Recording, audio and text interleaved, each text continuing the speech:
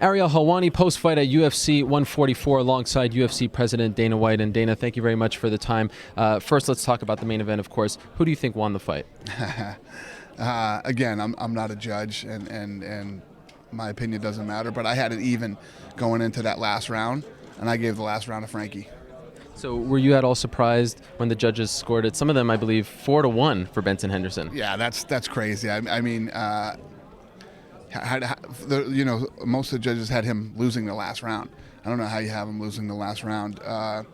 But, I was on Twitter going into the third, fourth, and last round, asking people how they had it, and there were some people that had it just like I had it. There were other people that had it the other way for Henderson, and I said, get ready for some controversy. This is going to be a controversial decision. And it wasn't the only controversial decision of the night. Takeya Mitsugaki, you gave him his win bonus, and I heard that you also gave Frankie his win bonus. Is that correct? No, okay. We didn't give Frankie the win bonus, but there's a difference between a fight being close and going back and forth and being tough to score, and something that I feel is an outright robbery. If I think somebody absolutely got robbed, then it's a whole nother story. And didn't the UFC appoint these judges? Because you guys are in charge here. There isn't a commission. Right. So it's not like, what you guys have to understand, it's not like the UFC appoints these judges. Ratner gets together and figures out which guys should come, and it's run just like it's run in Nevada and things like that.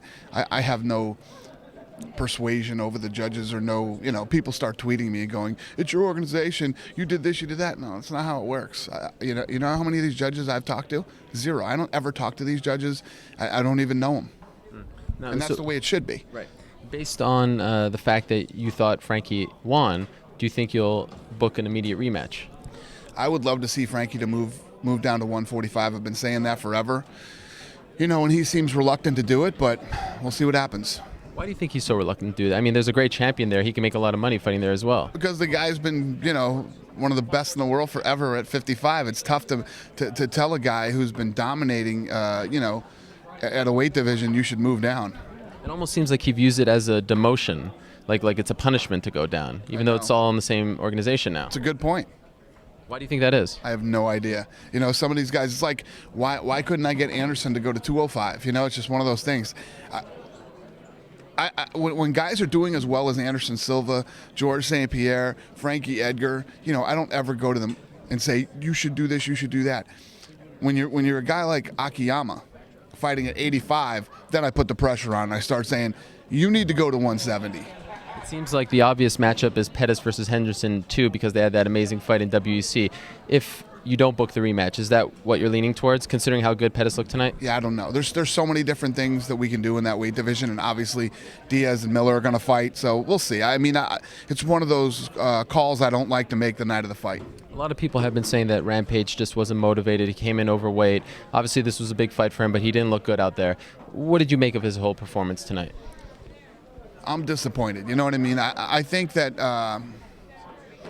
Rampage is so talented. I just question whether he wants to do this anymore. I have been since, probably the A-Team movie. Did you get a chance to talk to him after the fight and get a sense for where he's at? 2 seconds right here. He said, I'm sorry, and I want to fight again, and I'll come back, and I'll be better. So we'll see what happens. He said he was injured, and that's why he missed weight. Did you have any idea that he was going to miss weight? No. I had no clue until the day of the weigh-ins. Yeah. Right when I got here, they told me. Do you think it was a motivation thing, that he just didn't view Ryan Bader as someone who's on his level, or do you think he was legitimately injured? What was your sense? Well, it's always one of those things I hate, guys saying, I'm not motivated for this fight. Well, you better get motivated, because guess what? Brian Bader's motivated to kick your ass. Mark Hunt has been one of the most unbelievable stories, I think, in UFC history, considering how he got in with the Pride contract. He lost his first fight in seconds to Sean McCorkle, now a 3-fight winning streak. How do you put this into words, what he's done here? It is amazing, and I have nothing but respect for it. When the Pride deal happened and his contract was in there for him to fight, we were like, we'll pay you the money to go away. Just go away. No need in you fighting. He had more losses than wins, and he wanted to fight, man, and I respect that. I respect that. Not only did he want to fight, and not only did I know that he could have taken the money, but he came in, he fought, earned that money, and then earned himself another contract at 37 years old in the toughest heavyweight division we've ever had in the history of this company. I have nothing but respect for him.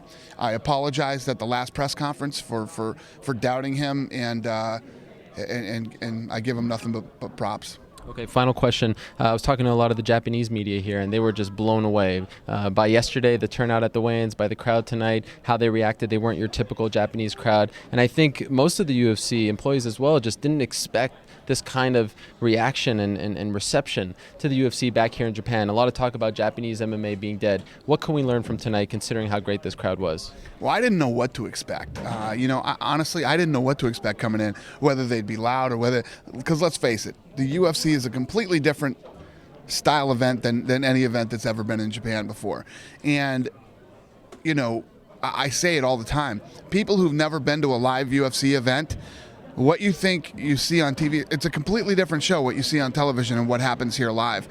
And you'd pretty much have to have no fucking pulse and be dead not to want to jump up and cheer and go crazy when you're at a UFC event. So did they surprise you, considering how they were so vocal? They weren't like your typical Japanese crowd. It didn't surprise me at all. I mean, no, I wasn't surprised. I just didn't know what to expect when I got here, whether they would do that or whether it would be quiet like Pride.